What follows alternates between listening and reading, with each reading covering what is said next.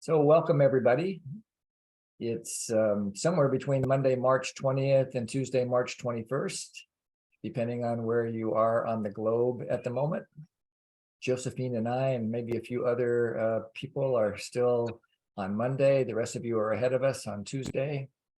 And I'm feeling happy to see you all. And this is a highlight of the week for me to do the open-hearted practice group with you.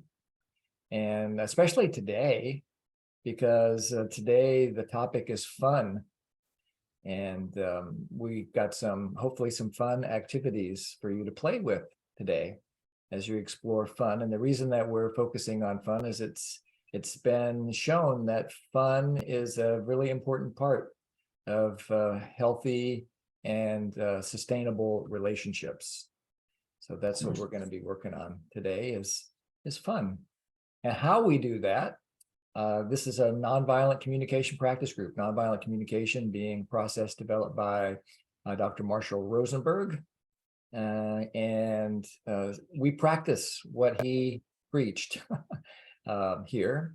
And so there's lots of opportunities for practice. So we generally practice three different ways. We practice self-connection or self-empathy or self-compassion, however you want to frame it for yourself. It's a chance to use nonviolent communication just with yourself in a private, self-connecting way. And then we will also practice empathy, which is the listening part of nonviolent communication, and honesty, which is the speaking part. So there'll be opportunities for you to get into small groups and also opportunities for you to share with everybody here in the large group.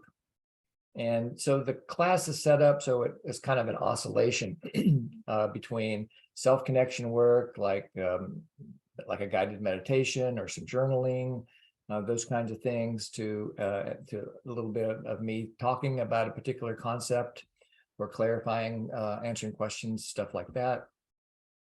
And then also the opportunity for you to be in small groups.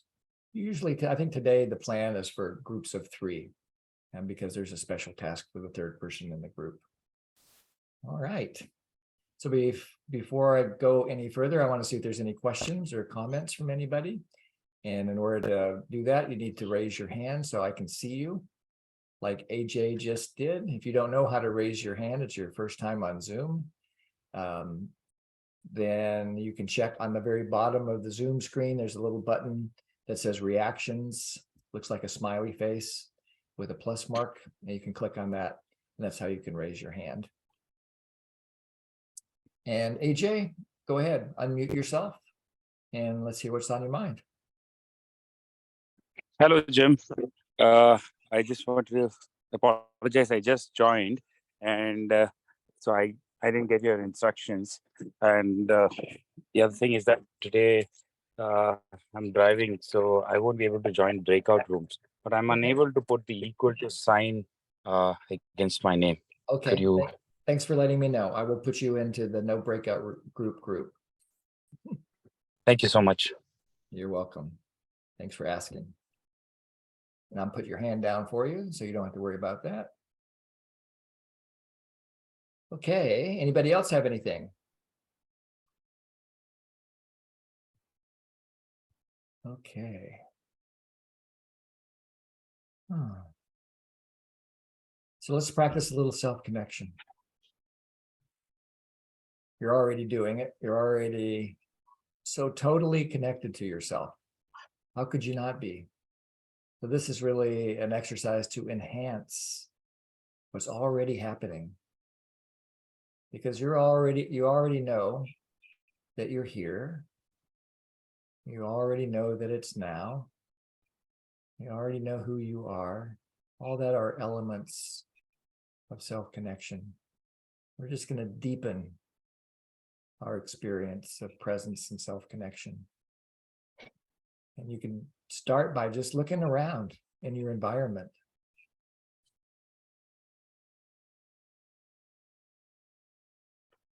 Just allow your eyes to go wherever they would like to go.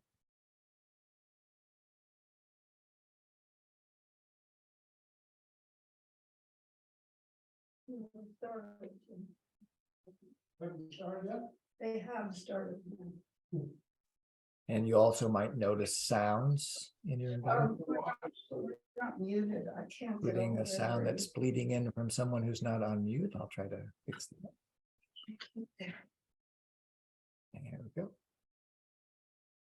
So far we've just noticed sounds and sights. You can enhance your experience of listening by closing your eyes if you're willing. And just try that. And then just listen.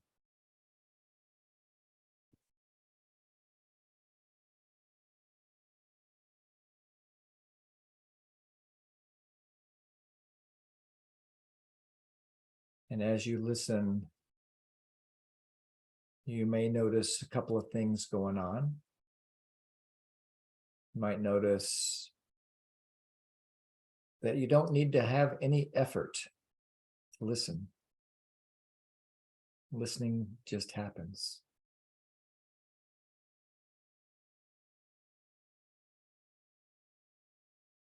You might also notice that sometimes you add something to the listening. You might have a commentary, like a play-by-play of what you hear or what you see. That's fine. That's very human to describe our experience to ourselves. Not everybody does that, but some people do. Well, you just notice that you do that. If you do, and if you don't, notice that you don't do it.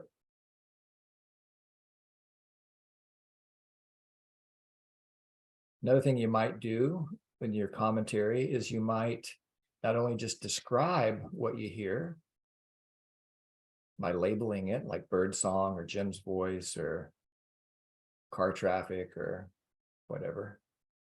You might have a judgment come up about the sounds. Jim's talking too much. That bird song is beautiful.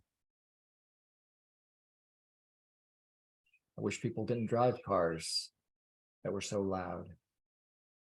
You just notice that thinking. You don't have to try to do anything about it, make it go away. Just notice that it's happening.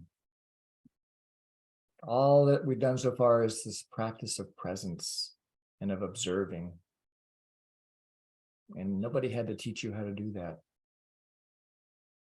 It's your birthright as a human being. And an underlying basic skill of NVC. Now we'll go a little deeper and invite you to pay attention to your body. So you shift attention from the world and focus now on your body.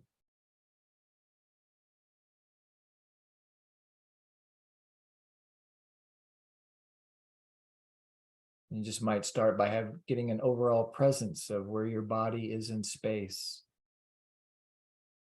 Maybe you're sitting on a chair, laying on a bed, driving in a car, taking a walk. Just notice you have a body.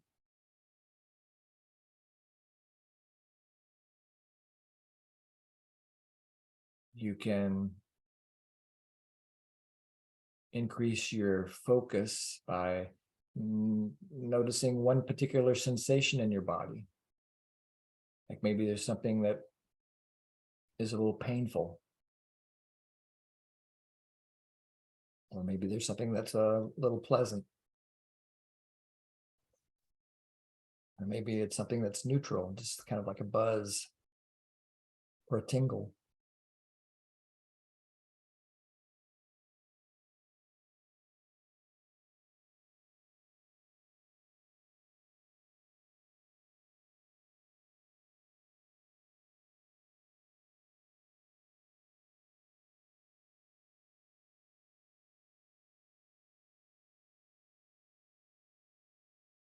And maybe notice your emotions. What emotions are you feeling right now?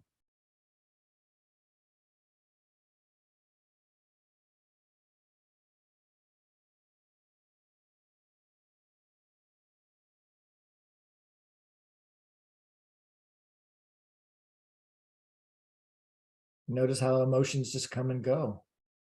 But you also might have a commentary on sensations and emotions. You might like some of them, you might dislike some of them. Just notice that.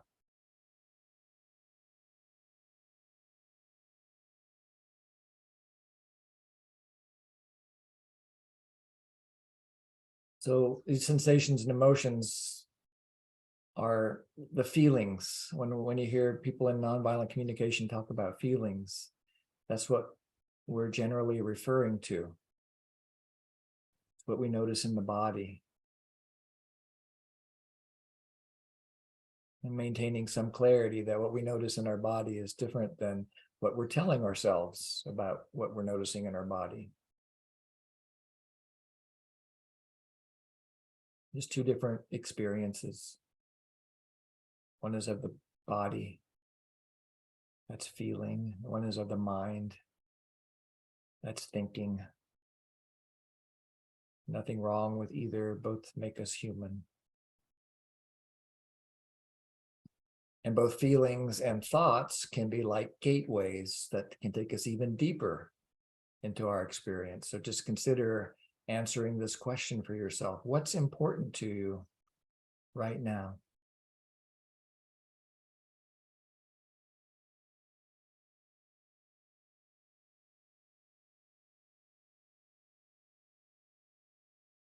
Or you could try a slightly different variation of the question.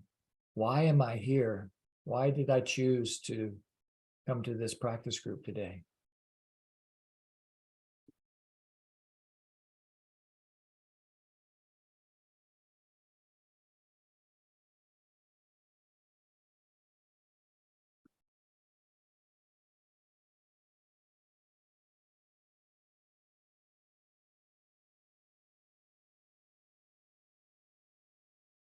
This is what we're calling a need in nonviolent communication.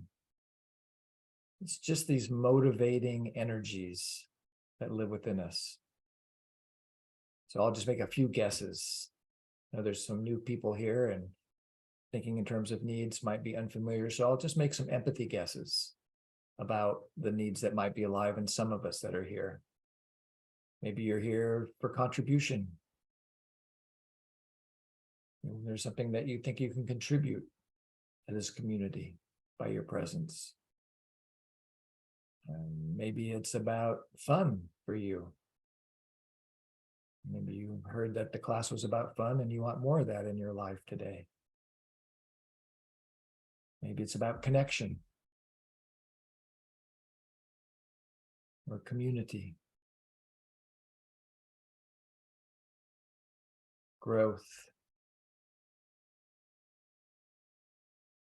well-being, learning.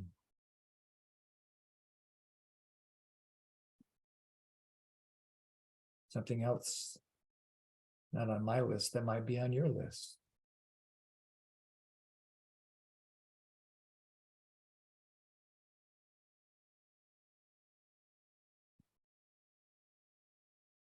And from that, you just let yourself simmer in that need. Marshall Rosenberg called it the living energy, or the beloved divine energy. Just let yourself savor that energy in you. Savoring just means to enjoy something deeply. Enjoy this energy's moving in you. It's okay to have needs, in other words. Of course you have needs. Plants have needs, dogs have needs, bees have needs. So of course you have needs.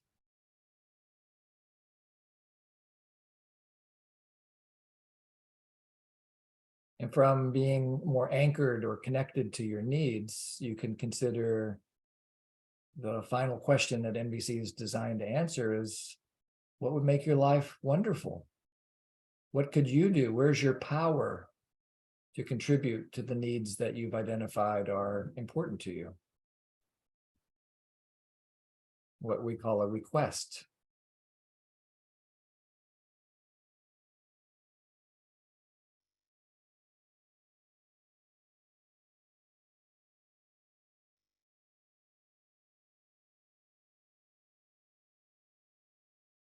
so tempting to say, oh, I don't really have any requests. I just want to go with the flow. So that's your request. Just go with the flow.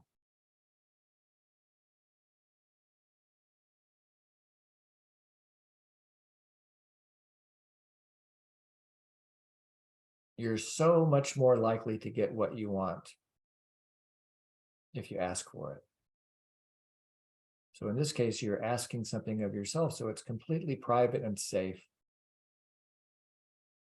And it's pretty unlikely you'll say no to yourself about this request.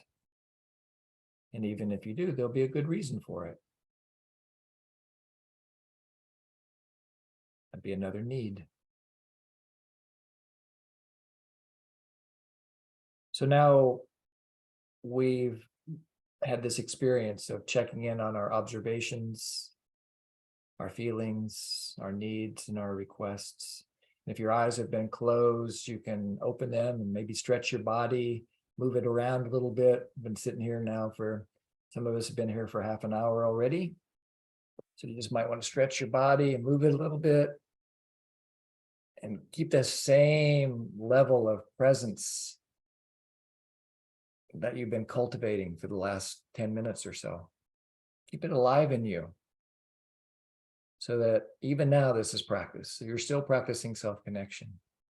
Since my eyes are closed, I open them again and I see so many more people here and it's really fun to see you.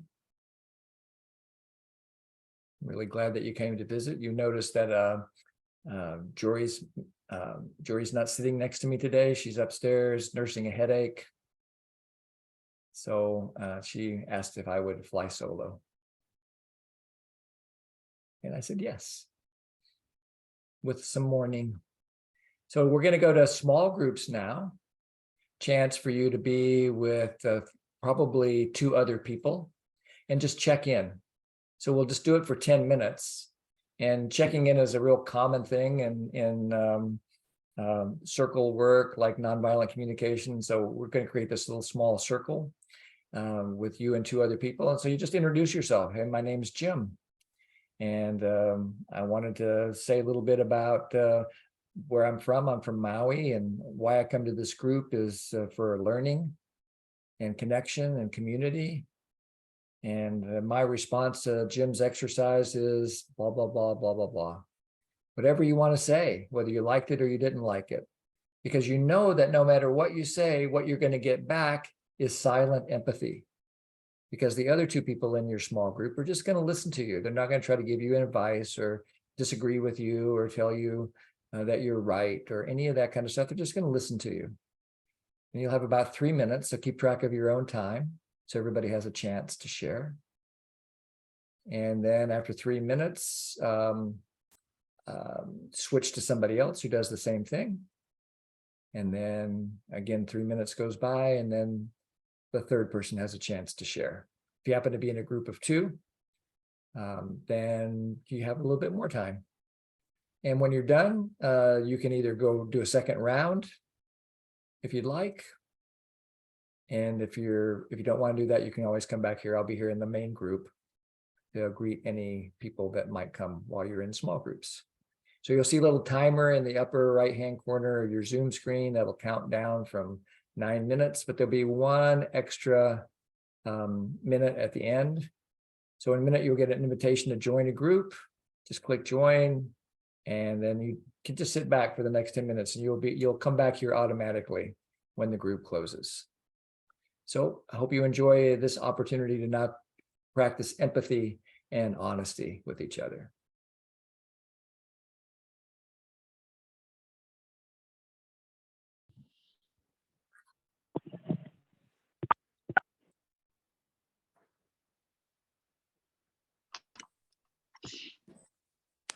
Right.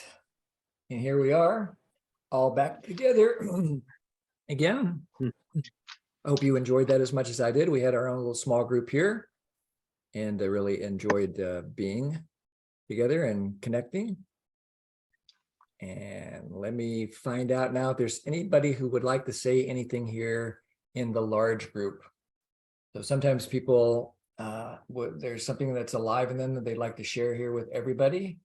Could be about just how you are in the moment, something that's happened so far during our group. Could be an insight that you got from your recent practice, whatever's alive in you. And Francesca, go ahead.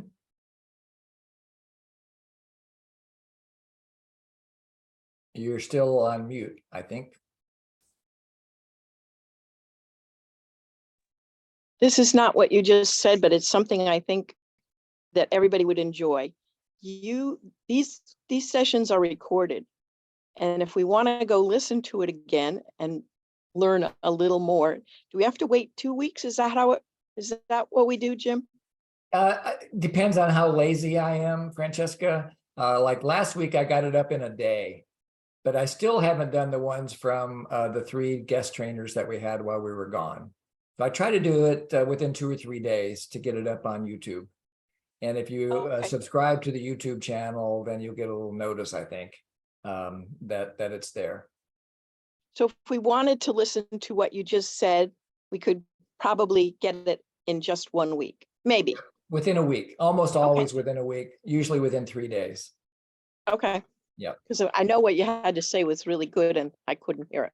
Okay, thank you. You're very welcome. Just to follow up on that question. I don't know if you can hear me. Can you hear Yeah, me? I can. Go ahead. Yeah, go ahead, Paul. So all of your the Mondays over the last several months, they're all videotaped. You can watch them or do them by just going to YouTube, or how do you do that? Yeah, the YouTube channel, I'll give you the link at the end of the call, but the YouTube channel, I think is called Jim Mansky.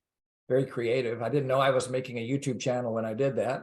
But yeah, there's probably over 100 recordings there, because we've been doing this practice group for 3 years online. And then there's lots of other recordings that are there. So way more than you need. And lots of ways to practice. And there's also links there on the website, pathwaystoliberation.com. That's the website, pathwaystoliberation.com. There are handouts there that we commonly use in the class. And that's another way to get to the recordings. Okay. Okay, thank you. Thank you. Yeah. Anybody else have anything you'd like to say before we go and do some more practice? Just raise your hand. Yeah, Sally, and then Sarah Joy. I really enjoyed, and we were talking about how nice it is to be in a community that you can practice a skill and then know that people are learning to listen and learning to express themselves. And that's such a rare thing in our regular environments where we're rushing around so much and don't have any time to connect in a real way. Yeah. I'm so glad that you mentioned that. I'm so glad that it's helpful for you. And part of my dream, this is my stealthy social change dream, is that by creating this group, it will seed other groups, that you'll have so much fun connecting here that you'll decide to do a book study in your neighborhood or in your church or your temple or your mosque or wherever you hang out with people, the gym, the library. That's how Jory and I started. We started by just going through Marshall's book, and we did it with friends, and one thing led to another. And the more of this there is in the world, the more brave, I call them a brave space, more brave spaces where people have the courage to practice something different. Nonviolent communication is quite different than the way we've been educated. So that's part of my dream. The other part is that what you learn here, especially what we're going to cover today, is instantly applicable in your everyday life. So we're going to talk today about fun and connection, and you can practice at least some of these skills the next time you go to the grocery store, or the next time you sit down next to a stranger on the bus, or the next time you have an interaction with the postal clerk. The opportunities for fun are endless. And so that's what I'm hoping to present to you today. So thanks for mentioning that, Sally. And Sarah Joy? Yeah, thank you, Jim. I was just going to say a question sort of came up in our group. And do you have any comments or suggestions on how to bring NVC into your personal relationships when those are the hardest? And maybe when, people specifically say they're not interested. Yeah. Yeah. So that let me just reflect the question, make sure I got it. That not all relationships have two people involved that are involved with each other that are both involved in NVC. And you would like to figure out how to utilize NVC even in that kind of a relationship. Is that right? Yeah. Yeah. So my nickname for it is Stealth Giraffe. STEALTH, Stealth Giraffe. So if I happen to be in a relationship, which I'm in hundreds of relationships with people who have never heard of nonviolent communication, like even family members have zero interest in NVC, it doesn't deter me from my practice. I still show up with what we call the 0 step. And the 0 step is what you do before you practice nonviolent communication. And it's really simple. You get clear on why you're practicing. That's the first thing. Why do you want to use something called NVC? And if it's in alignment with the purpose as I see it, and as I learned it from Marshall Rosenberg, it's to create a quality of connection that inspires compassionate giving and receiving. So I'll just say it again, because a lot of people like to write stuff like that down. It's the purpose of NVC is to create a quality of connection that inspires compassionate giving and receiving. Nobody needs to know that's your intention. That can be your secret. And then you live from your own integrity as you choose then to open or close your mouth with another person. And the second thing that helps to practice stealth NVC is presence. So to the best of my ability, when I'm with somebody that I have a history with, I try to leave the baggage of history at the door, so to speak. So for example, I've got some relatives back in Atlanta that I haven't seen in 10 years. And I just got to see one of them at the wedding. And there was some old pain, I imagine, for them, and there was for me. But I did my best to get enough empathy, give myself enough empathy and get empathy from friends so that by the time I was with them, I didn't have any luggage that I was carrying. I was just present. And we had a blast together, total fun. She happens to be somebody who is not she likes NVC. So she's not like some folks that we might have in our lives that have, we've taught them to be allergic to NVC, which makes Stealth Giraffe even more important. And so those are the first two things, is get really clear on intention and then attention.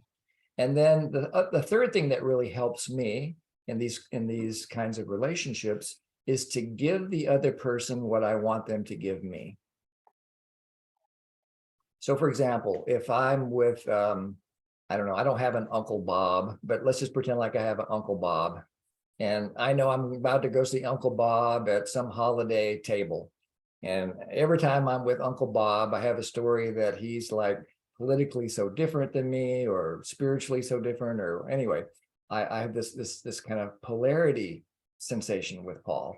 And what I really want is for Paul to be open to hearing my ideas. I just love to have a sense of a free and open interchange of ideas. So if I go in with that as my demand, that Bob, change his behavior to meet my requests without me making them, we're both going to suffer. I'm going to end up correcting him and trying to convince him and everything except connect in the present moment. But if I go and keep my giraffe ears on, giraffe being the symbol of nonviolent communication, and Bob, Paul's his twin brother. Paul must be his twin brother. Anyway, they open their mouth and they tell me about some political theory that is not in harmony with me, and I want to practice stealth NVC, then I lean in and I say, wow, that's interesting. Tell me more.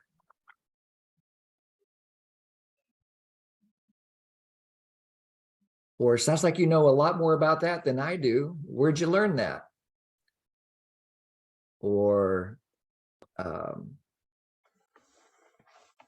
maybe I decide I want to shift the direction of the conversation. So I could do that with a stealthy request. Like, yeah, I hear that's really important to you, Uncle Bob, but I'm so curious to find out what you're enjoying about our meal today. So my request might shift the conversation in a direction that I might make. If he doesn't want to go that way, I'm open to outcome. So I just flow with him. So in other words, openness to outcome, presence, and clarity of my intention, and then practicing NVC as if, there's no rules. There's no way that I have to be other than to be open, present, and curious. So I hope that's helpful, Sarah Joy. Anything you want to say in response? Did I address your concern? Yes, I appreciated all the examples as well. Thank you. You're welcome. Yeah, we'll finish with Siva and then we'll practice.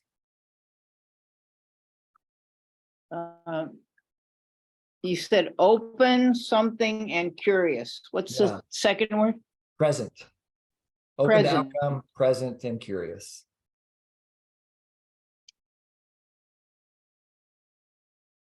Okay, so I want to tell my personal story because I think it would be helpful to everybody. And that is, several days ago, I was so depressed, not like clinically depressed, but so depressed about, I felt I couldn't get out of bed. So fortunately, from the library, I had this book sitting. That'll keep you busy for a while. Show people how thick that book is. Well, you don't have to read the whole thing. That's the good part. But the New History of Humanity says, and it has several examples, the New History of Humanity is that maybe once upon a time, specifically in North America, where most of us live, those Indians, those American Indians, those Americans that came over the Bering Strait when it was frozen, and they didn't even know it was frozen. They just landed in North and South America, and they couldn't return. And so they created their own society and cultures over here. And maybe they weren't purposely killing each other. Maybe they weren't violent. This is the newbies story, okay? But maybe it wasn't like that. Okay, so here's the point. The point is, it inspired me to believe that what Marshall says is that we have learned to be violent. We weren't originally. We were caring about ourselves and our community. And the second important thing is that Calvin Coolidge, this is the 100th year of his death, I think, and he had a very, very unusual education. And he said something amazing. I wrote it down, but I'm not finding it right now, but I'll paraphrase. He said something like, the only laws are natural laws. And what are the natural laws? Well, we have all these commandments, like thou shalt not steal. Well, gee whiz, that's a natural law, right? Mm. And the laws are not between me and God. They're between me and you, because if I steal from you and you steal from me, is that the kind of world we want to live in? Of Wonderful course not. question. A wonderful question. Yeah, thanks, Steve. If you find the direct quote and you want to put it into the chat, that would be meaningful for me. I did put something in addition into the chat because Okay. there was a, See it. if you've ever heard hidden brain. Yeah. Okay, so there was an interview with a man by the name of Jeremy Clifton. Yeah. And I put that into the chat because Jeremy Clifton was reporting on some psychological study about what is the connection between people who enjoy fun, for example, and what happens in their life. If you have a positive outlook to begin with, guess what? You expect positive things to happen. And guess what? They happen. Yeah. You Thank you. notice the Thank- positive things. Thank you for the Okay. link, Siva. I love that podcast, Hidden Brain. I do recommend it. Okay, that's enough. And we'll finish with Mary, then we'll practice. Mary? Would you please repeat what you just said a little bit earlier? NVC is to create a quality connection that Inspires compassionate giving and receiving. inspires compassionate what? Giving and receiving. Giving and If anybody receiving. else wrote the note, yeah, Doug put it into the chat for you, Mary. Thank you very much. You're welcome. Thank So thank you. let's practice. And for this, we'll do a quick review for new people. Although you don't have to be here before to practice, I just want to give you some orientation. We've been, since pretty much the beginning of the year, we've been working on NVC and relationships. And we, when Jory and I first taught this work in India in 2017, someone noticed that you could make a mnemonic, like a little acronym for the words of what we were teaching, and it turned out to be I, giraffe. So we started with our first class talking about intention and identity, and then we started working our way around the circle, more or less, and until we got to where we are today, which is we're going to be working on these two particular areas of enhancing our relationships, engagement and fun, with the emphasis on fun. And depending on how time flows, I'm imagining that next week we will focus more on engagement. And so to begin to practice, we're going to start with a little self-connection, which is to think for a moment about a time when you had fun. So there's two things that just happened in your brain when I made that request. Some of you were flooded with stories because there's so many times that you've had fun in your life, you can't pick out which one, and it doesn't matter which one you pick out. The other thing that might happen is you might have a thought like, well, I never have fun. Well, I would invite you to question that particular story and see if you could just find one example from your entire life, starting when you were, a young person to yesterday afternoon or this morning, a time that you had fun. Doesn't have to be a big deal. Doesn't have to be earth-shattering fun. Just a time when you had fun. And so while your brain starts going through the files to think of what story you'd like to tell, I'll tell you a brief story as an example. So just before the pandemic lockdowns hit, maybe a year before that, some friends let me know that there was something happening in Maui called an escape room. And an escape room is like a puzzle, a physical puzzle that you can do with friends. You don't really have to escape the room, but that's what they were called, escape rooms. And basically you go and you and your friends are in this room together, and there's a certain time frame. I think it was maybe 45 minutes or an hour. And during that 45 minutes or to an hour, you and your 4 friends or 5 friends had to solve the puzzle. And it's usually like some kind of murder mystery thing or missing person or something like that, kind of the stuff that you'd see on some TV show. But in order to solve the puzzle, there's clues that are scattered throughout the room, and they're hidden in this escape room. And so you have to kind of start looking for clues together. But there's too many clues for just one person to find them all and to decipher. There's just no way that you can do it if you try to do this by yourself. So in order to solve the puzzle, you really must behave proactively on the one hand and collaboratively on the other. So it's like a lived experience of what we practiced last week with autonomy and interdependence.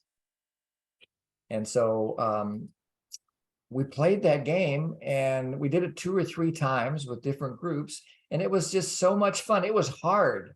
It was a brain twister and a brain teaser, and some of us got irritated and bored and frustrated and all kinds of different feelings. But overall, we walked out of that place saying, hey, man, that was really fun. And we all decided we wanted to do it again. And one of the saddest parts of the pandemic was, I think that place went out of business because they had just opened up and they had just done all this expansion work. Anyway, we had so much fun.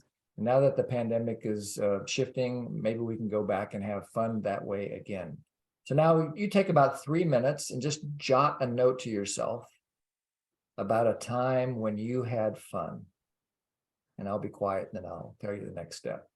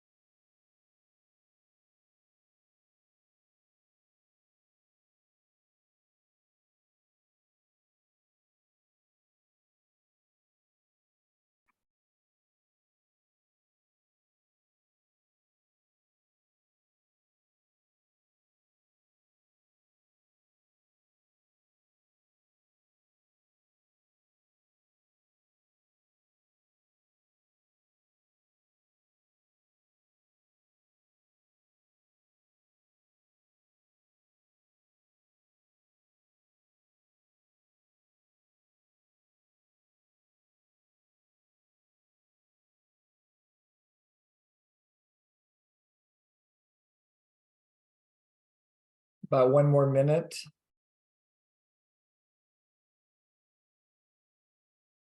Write down a note to yourself about this story.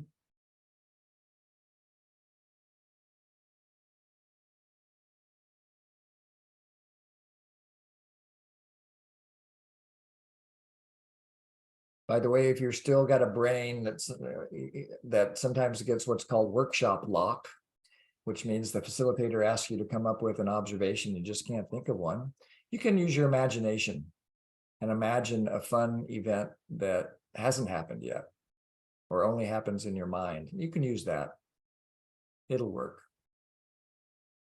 What's important is to have a story to tell.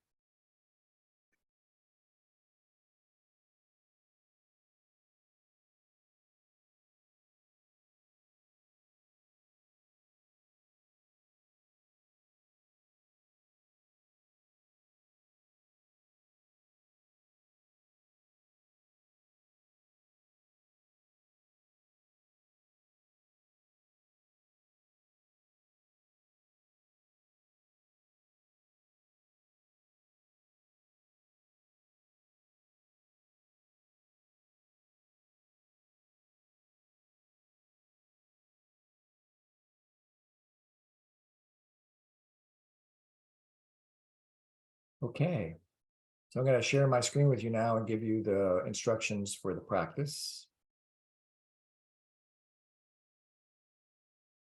Okay, so in the practice, there's going to be 3 different roles: speaker, listener, and detective. So let me explain what these 3 roles are. The speaker, of course, is the one who tells their story. And the idea is to tell a story like you really are, like it's really meaningful to you. Just contact the joy that you had as you experience the original story and see if you can transmit some of that joy and happiness through your story. And if you have a story that you're not a good storyteller, well, then it means that you're not a human being. Human beings, by their nature, are great storytellers. You just start with the beginning, then you share what the middle is, and then you wrap it up at the end. It's just 3 quick components to a story. You can do that in about 5 minutes. So do the little setup, the beginning, tell the meat of the story, which might take 2 or 3 minutes, like or less, and then finish it up with maybe something about what you learned about it or why it was satisfying for you or whatever it is about for you that brings you to a sense of completion with the story. So that's role number 1, the speaker. Role number 2 is the listener. And the instruction or the suggestion is to listen as if your life depends on it. Now that sounds like a joke, but it's true. I've actually used these words on purpose because having an experience of full, joyful life depends on your ability, your ever-increasing ability to listen and to listen with empathy. So you won't need your mouth at all in this role. All you need is your heart and your ears. So you don't have to say a single word. In fact, the request is that you don't say a single word as you listen to the speaker tell their story. So the idea is that you do the best you can to offer your full presence and silent empathy as the listener. The third role is actually detective/timekeeper. Because the person who's neither speaking nor listening, you're just going to keep one eye on your iPhone or whatever, and do a 3-minute countdown, or watch the Zoom timer if that's all that you got, so that it counts down about 3 minutes, and let the speaker know that it's time to shift. But mostly what you're doing as the detective is you're practicing the skill of listening for needs. So you're going to be listening to the story too, but you're not going to be listening for content. You're not going to be listening for the narrative arc of the story. Like, for example, maybe somebody has an empathy guess for me about my story about the escape room. Maybe somebody would write something in the chat of some need that you heard in me as I was telling that story. What needs were alive in me as I was telling the story? about the escape room and doing that with my friends. Play, great. Stimulation, yes. So that's what the role of the detective is just to listen for needs and make a note of them. Okay? So then, when you go to your small groups, step one is determine who will go first. Now, I'm going to try to make it easy for you today. And you just have a very brief conversation to find out who's the newest person to NVC. So if you just heard about NVC last week, then you get to tell your story first. If you've been doing NVC for a few years, then you're probably going to get to go last and play the other role. So you just determine, it might be that you're all pretty close to the same time, but so you just work it out. Don't spend a lot of time, don't spend more than 15 seconds determining who will go first, and choose the person who is the newest to NVC. Step two, speaker tells their story for 5 minutes. While, of course, the listener is just listening and the detective is keeping track of time and detecting needs. When the 5 minutes is up, the detective is going to say, okay, is that a good place to stop? And the person says, well, just one more sentence. And they say their final sentence. And then you as detective, you say, thank you. So the needs that I heard, then the detective shares their needs, the needs that they heard. They don't have to be right. No one's going to quiz them. No one's going to correct them. It's just what the detective heard. So the detective shares what their needs. And so, you know, it's as simple as that. And then the final step in each round is that the listener shares what needs of theirs are satisfied. And then you switch and go back. So I'm going to copy all these and put them into the chat so that you'll have them. I don't understand what listener shares what needs of theirs are satisfied. You mean by listening? Yeah. Listener Okay. shares what needs of theirs are satisfied by listening. Exactly. Okay, thank you. And here's the reason for that, if you're curious. Telling a story is vulnerable. And we actually support vulnerability in community when we say focus on needs and we let other people know how their contributions impacted us in terms of needs. You don't have to say whether the need was met or unmet. You just talk about the needs like Purva and Sudha did in the chat for me. I have no idea whether the need for stimulation was met for Sudha or not. It's just the need that came alive in her. Same for play, connection, and adventure in Purva. So it doesn't matter whether the needs were met or not. It's just the need that's alive in you as the listener, or when you're doing the need detecting work, what need that you're sensing is alive. It's just about connecting to the need. Any other questions? Thanks for the question. Okay, so I reckon this is going to take 8 minutes per person. 5 minutes to tell the story, a little bit of time to work out who's first, a little bit of transition time. Some stories will be longer than others. So my guess, based on previous experience, is 8 minutes will probably be enough. That's a total of 24 minutes that you'll be in the small group. So there'll be a timer that counts down from 24 in the upper right-hand corner of your screen. And then there'll be 1 minute at the end. If there is a group of, when I actually push the button and I see what happens with groups, I might do a little bit of shuffling around because my list might be wrong now. And so just bear with me for a second as I get 3 people in each group. One group might end up with 4, but I think it'll work better than a group of 2. We'll see what actually happens. I might change my mind on that. Okay, so here we go. If you end up in a group of 4, then that's obviously just 6 minutes instead of 8 minutes per person.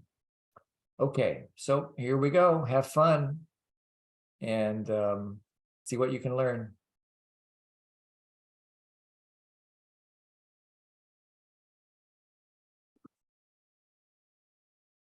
Good. Yeah. Okay, there we go. And welcome back, everybody. I hope you enjoyed that. Let's go and do a little more self-journaling or self-reflection before we do the next step. So when you think about the stories that you were just present for, and if you were gonna make like a slide, a PowerPoint slide that expressed the elements of fun, what would you put on your slide? What are the elements of fun? And so just think about that for a minute, reflect on it, and maybe do a little writing for about 3 minutes. What are the elements of fun?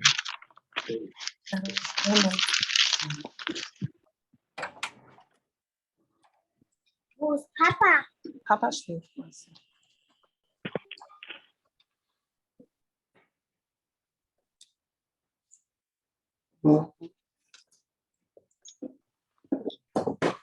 I see your hand, Monica. Maybe you want me to repeat the question or explain it? I just needed clarity. So you want us to kind of write our definition of what we think fun is? Is that kind of the assignment?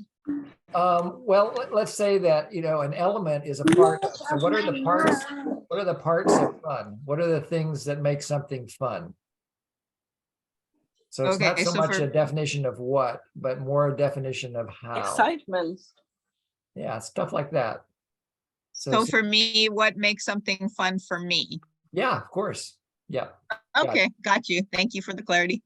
Yeah, we'll be quiet for another 2 minutes, then we'll start harvesting some answers. It sounds like Karen needs to mute her phone. Yeah, I'm working on it.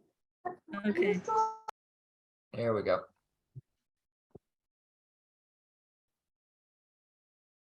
Thank you.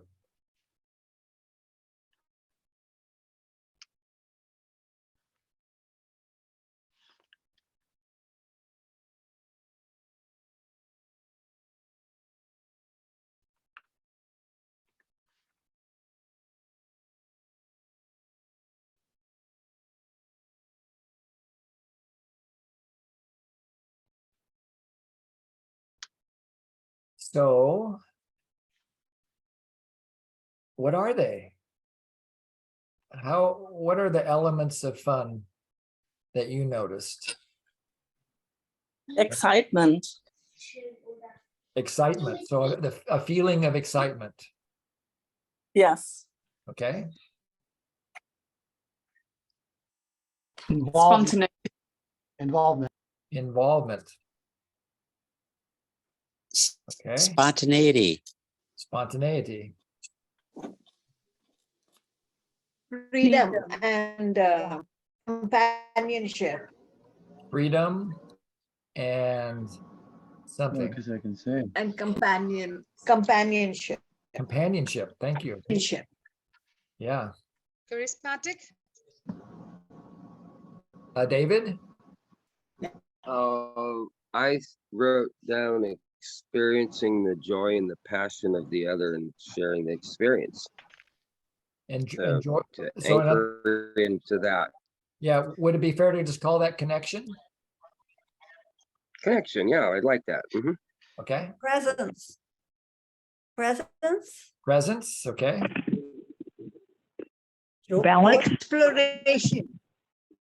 Okay. Being noticed by others. Exploration, and then I missed what ever came. Discovery. Discovery. Being Discovery. noticed by Intimate others. bonding. Being noticed by others. Also, some sort of infectious joy. Being noticed by others. Laughter. Infectious joy. Just notice how you're feeling. as Creativity. it's, laughter, Creativity. creativity. Creativity. Did you want us to raise our hand? Oh, I'm kind of enjoying the chaos. It's kind of Long past that. Chaos. Chaos. I love Yeah. chaos. It's fun. Physical interaction. Yeah, intellectual stimulation and physical interaction. Nature. It says the quote, the chat thinks you said Nietzsche, but I think you said nature. Nature, being in nature on the beach. Yeah, being in nature. Goofiness. Goofiness. Yeah. Yeah, No judge. yeah, Getting hugs of strangers. Silliness. yeah, silliness. Strangers. Yeah, doing from something strange- that's unique and novel, maybe involving something with people that you don't know. Great. That's enough. Unless there's more Shared in the experience. chat. Let me move these out of the way. And I'll show you, here's the summary of all of what you said. One summary, not the right summary, but the ones that I came up with. Actually, I stole these three from somebody. I'll give you the link at the end of the call, but I was influenced in preparing for this session today by a TED Talk. And I'll give you the link to the TED Talk at the end of the call in case you want to see it. Siva and Sarah Joy, I missed your hands because I was busy typing. Let's go to Sarah Joy first and then Siva. Okay, I just put mine in the chat. Trust and inspiration. Okay, great. Thank you. And Siva? I think all of them can be under the category of unjudgmental connection from my heart to your heart. Nice. Nice. I like that summary. So the woman whose video that I watched doing the TED Talk, she summed it up this way. And the purpose of looking at these elements is when you see how simple this is to have more fun, then you can figure out how to have more fun. So 1 is playfulness. 2 is connection. 3 is flow. So these 3 really seem to sum up the elements of connection. I mean, of fun. And so let's talk about it just a little bit more about what this means by thinking about a second way of looking at the same information. When I asked you to come up with the observation, which was, in other words, the source of your story, the thing that happened in your life, you chose something because you knew you were having fun when that happened. So how do you know you were having fun? What's the evidence of having fun? So here, just be quiet for a couple of minutes, and then we'll try to do hand raising this time. I'll try to keep track better. So about 2 minutes of reflection. How do you know you're having fun? And then if you'd like to share something, put it into the chat or raise your hand.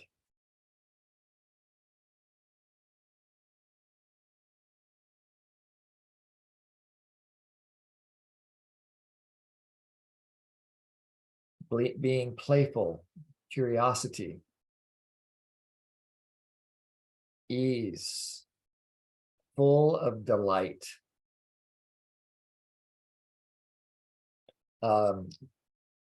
Karan?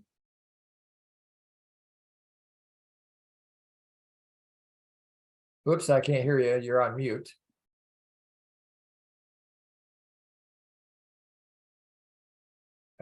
Still can't hear you. There you go. So giving a smile or having goose pimples, making nice gestures because of happiness. Yeah. Yeah. So some physical sensations that are pleasant, like goosebumps and a smile on your face, and then just a feeling, the feeling of happiness. So eyes are getting glowing. Yeah, eyes are glowing. Yes, I think this is a really important point that was illuminated, so to speak, that's a pun, in the TED Talk, was that when we're having fun, there's a quality of lightness and illumination. that we're actually tapping into something that's quite lighthearted and like laughter, something freeing, something light, a pleasant sensation and flow in my heart. Yeah, David?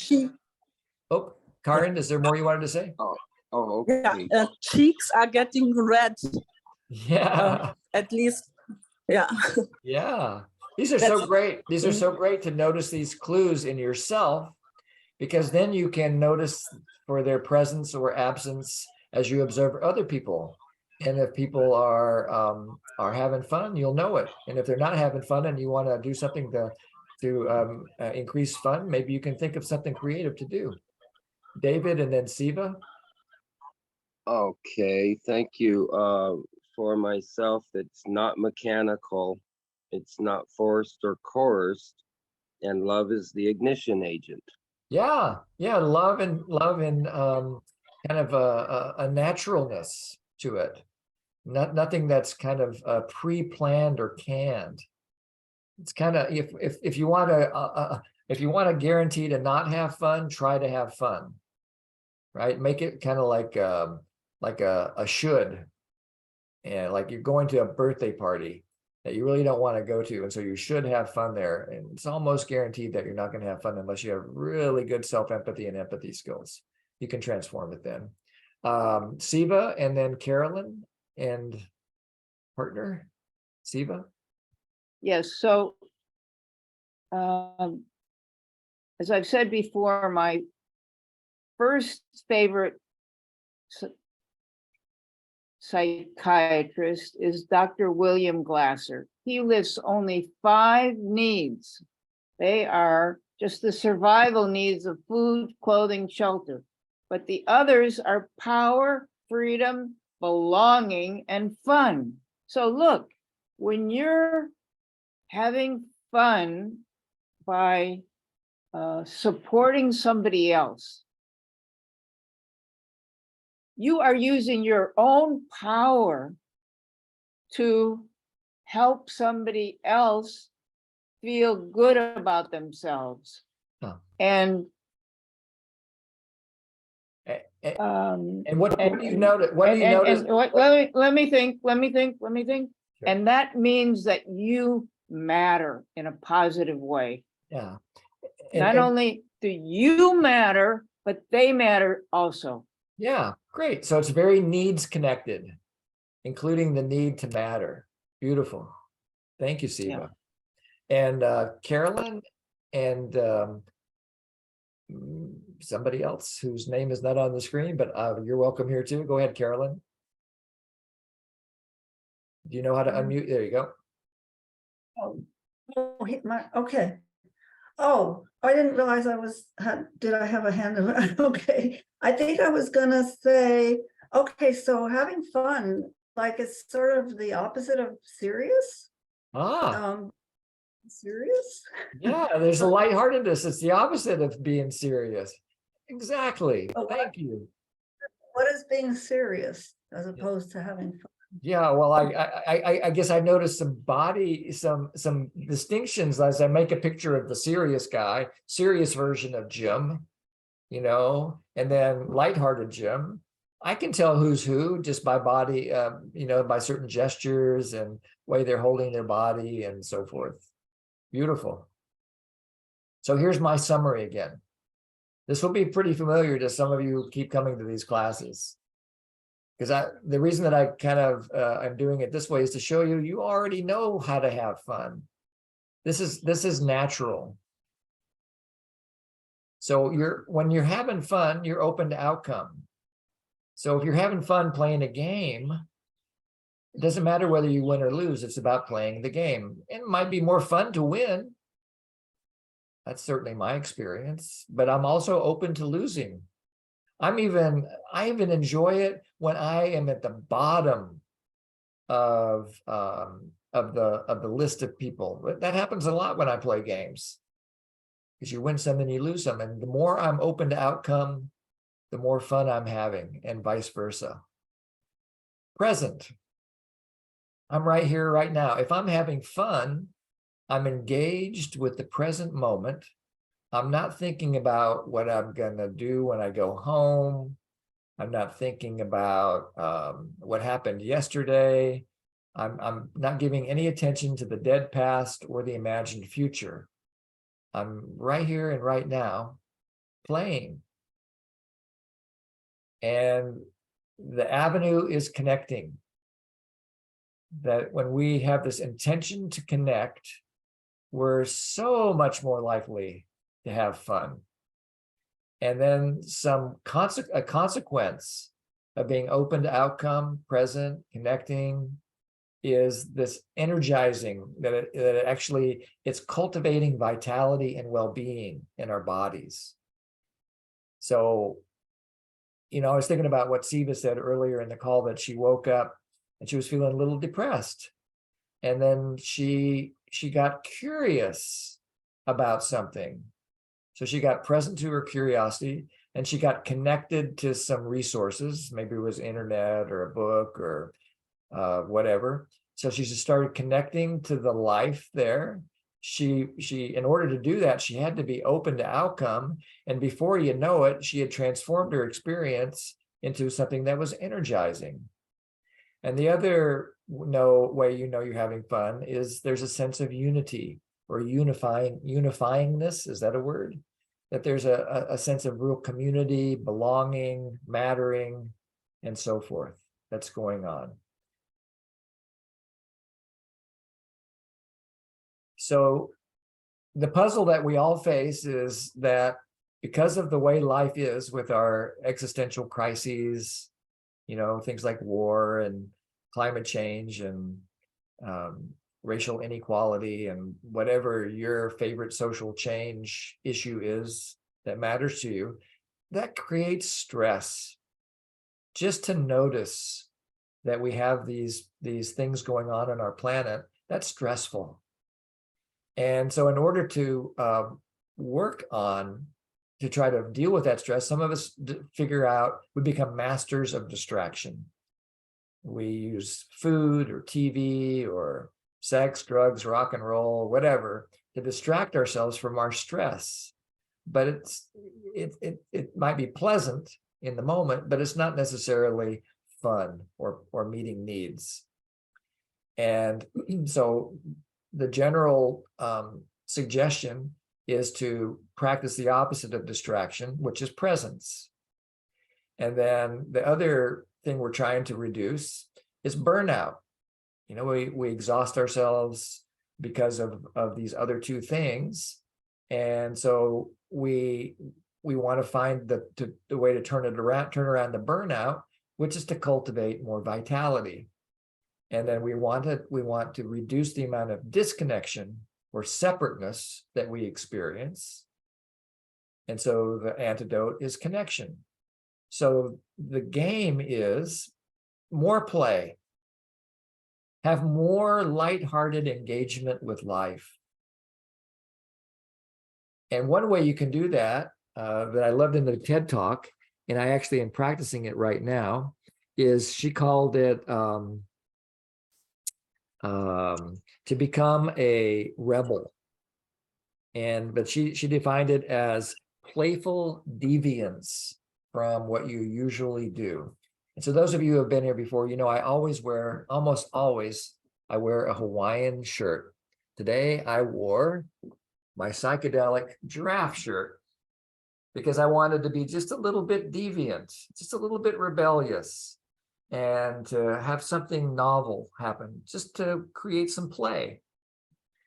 And then the other thing I did different in today's class is there's been a lot more opportunities for connection. I think that's the first time we ever did a 24-minute breakout room. I hope you enjoyed it as much as I did, because I got to sip tea and then help people that were stuck in various places in Zoom land. And then the other possible solution, this is what we're going to focus on more next week, is flow, increasing the amount of flow.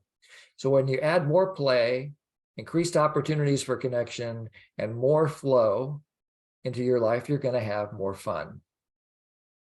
So just a couple more words, then more practice. First, what do we mean by fun? most of us, when you say, what's something that's fun, you'll describe an activity, like I did earlier today. I told a story about doing the escape room. So, but the fun of that was not the activity, it was the feelings that I was generating, that my brain was creating for me during the activity. That's what was fun. Because I can imagine doing the exact same activity with a different set of feelings, and it would not be fun. So consider feeling of fun a feeling rather than an activity. And then just think for a moment, and I'm going to put the needs chart up in just a second. And I see your hand, Francesca. I want to do this last little piece of practice, and then I'll check in with you if that works for you. Just nod your head or give me a thumbs up if that works for you. Okay. So when you think of needs, what are the needs that result when in a feeling of fun? So the obvious one, then I'll be quiet while you just look at the list. The obvious one is play. So when my need for play is met, I have the feeling of fun. What are some of the other needs that might contribute to by stimulating the feeling of fun, or causing the feeling of fun?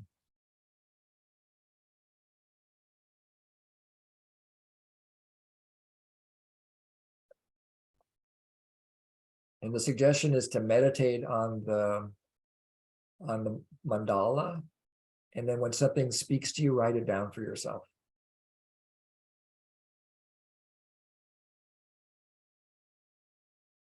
What needs do you feed to result in the feeling of fun?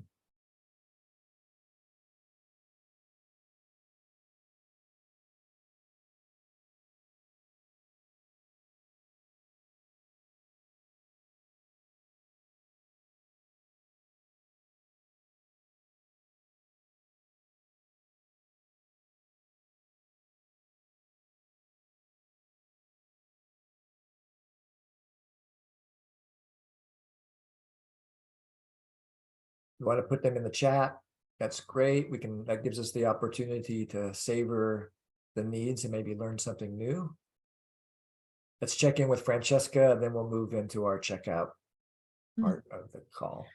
Well, I tried to ask this question while you were talking, but I got muted.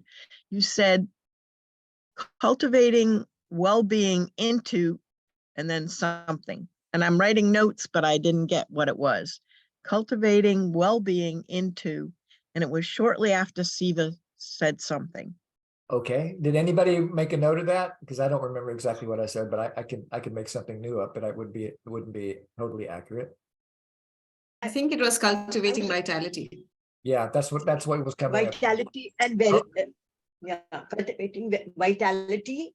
Yeah, and well-being to reduce the burnout. No, cultivating well-being, and then you said vitality, into vitality. Is that what you said? I think so. First vitality and then well-being. You know, when this and goes, then, you said and then what else? Yeah. To reduce the burnout. Yeah. And so by the way, when this goes up on YouTube, how do you do cultivating well-being to reduce burnout? I don't understand that. I think what I was saying was that when you cultivate well-being, the effect is reducing the experience of burnout. Oh, so okay. It's like an antidote. Okay, thank you. You're welcome. All right, and by the way, when you go to these videos on YouTube, if you ever do that, which people do, I'm really touched. Feel free to do that and use the videos in any way that works for you, like practice group or something like that you want to facilitate. But when you go to YouTube, there's a little button you can push on the video, and it'll give you the transcript. So you have everything that everybody says is generated by YouTube. So you can see that. So you can get direct quotes or supplement your notes, or it doesn't get everything right, of course, but it is getting smarter as the computers programmers put in better instructions. So let's do the final few minutes here. Sudha, are you still here? Can you unmute yourself for just a second? I see your hand, Mary. I'll get to you in just a few minutes. Sudha, are you here and able to talk? Yes, I am. Yeah, so we've been working on some fundraising for you. Can you say 30 seconds about why we've been fundraising for you? So we in India, we have a trust which is called the Nonviolent Communication Trust, and we have a tradition of an annual convention, which is going to happen from the 3rd of April to the 8th of April. And because we want to include as many people as possible, we're looking at fundraising in order to be able to meet our costs, as well as to sponsor candidate participants who are asking for some sort of fee assistance. And therefore, I think some of you have already donated to Jim's PayPal account, and I'm deeply, deeply grateful for all your contributions. I want to say I'm running into the last lap before the convention, and I'm not going to be present here from next week. I'll be missing about 2 or 3 weeks. I just wanted to express my deep gratitude. And if you're still wanting to contribute, I think it's still open, Jim. Yes, it is. Yes. Yes, yes. Yes, it is. Yeah, because it'll PayPal. support us in creating, together building a nonviolent world, which is the motto of the trust. Let's together build a nonviolent world. Yeah, Thank you. Yeah, and Sudha, remind me how much money you were requesting when we first opened this up a few weeks ago. Yeah, when we first requested it, I think I was asking, I was hoping for $6,000, which would cover our trainer costs and things, as well as their travel. That's what I was requesting. Okay, great. So that's our goal, is $6,000. And I want to just celebrate that we've reached that goal. And so anything else that anybody wants to donate will be a bonus for NBC in India. So how do you feel hearing that, Sudha, that we'll be able to figure out some way to get you about $6,000? I'm absolutely overjoyed and so touched. Thank you. I think I'm speechless.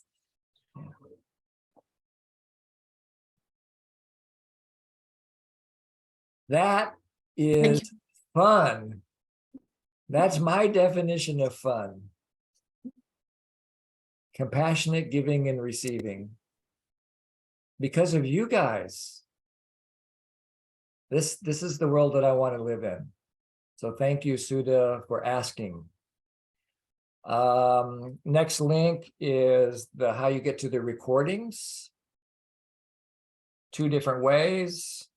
Our website, pathways-to-liberation.com, and our YouTube channel, which is called Radical Compassion, I guess. I wrote a book called Pathways to Nonviolent Communication.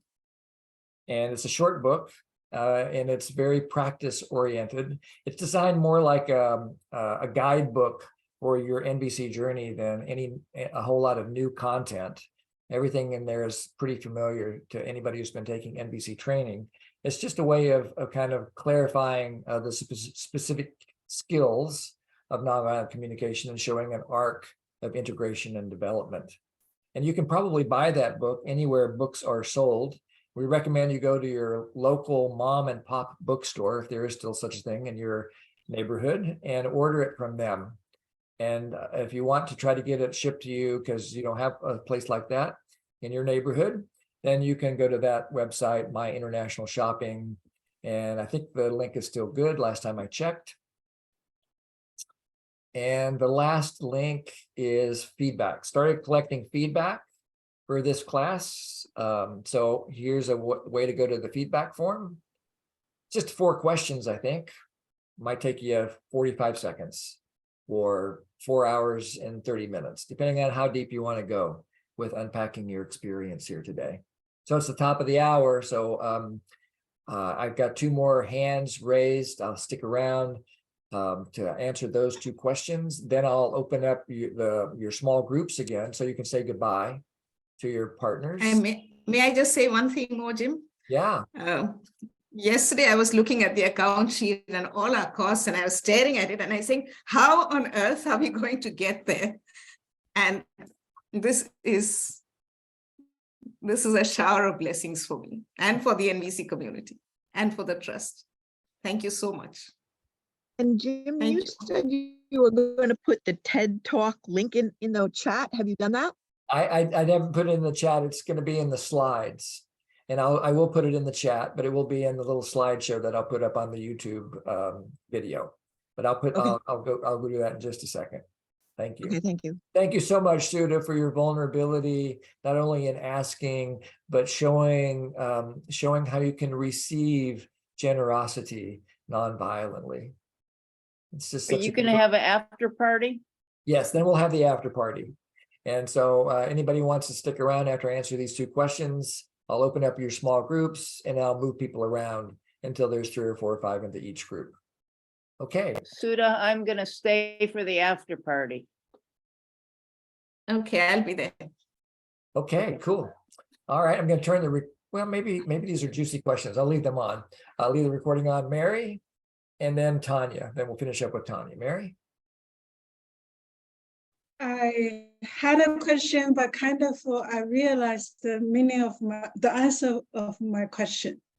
My question was the meaning of flow. But as I was waiting, listening to Sudha sharing and everybody sharing, I realized that is a beautiful flow. Am I right? I'm trying to understand when you mean flow, what does that English word mean? Yeah. But it doesn't, I realize it's the right thing. Yeah, I think it's a word that describes something indescribable that you noticed in the connection that you're talking about. That sense of flow, okay. That conversation. I was afraid my question will ruin this flow. Right. I got it. I got the flow meaning. That's right. Well, and the other thing, milk, when you pour milk, yeah, it enhances. when you pour milk, it flows out. Yes. When you pour milk, it flows out. Well, when you do what he's talking about, it flows, like Okay. milk flows out. Oh, thank you. Thank you. Thank you. That's beautiful. Beautiful, easy, concrete definition. Thank you, Francesca. And Tanya. Thank you. Sorry. My question's quite simple. I just want to know the TED Talk. Who is it by? Oh, yeah. Let me put that. Let me go to my notes here and pull it out. It's actually 2 videos. The woman's name is Catherine Price. Catherine Price. And it's TED Talk. It's only about 12 minutes long. Be great to listen to right before you go to bed, and then right when you get up in the morning. And really end and start your day with a really fun way. And the other is not a TED Talk, but it could have been. It's Marshall Rosenberg having fun. It is the funniest. It's like it's my favorite all-time Marshall video. Or in this case, all you hear is the audio, even though it's on YouTube. It is so funny, and his comic genius in terms of his timing and how he can really be provocative and connecting at the same time. Really love this video. So if you want some homework, then watch Marshall and have fun doing it. All right, everybody. Is that complete for you, Tanya? Okay. Yes, thank you. All right, everybody. See you next week. Hopefully Joy will be back with us. And please send her healing empathy rays. See you next week. Yeah. Bye-bye. Thank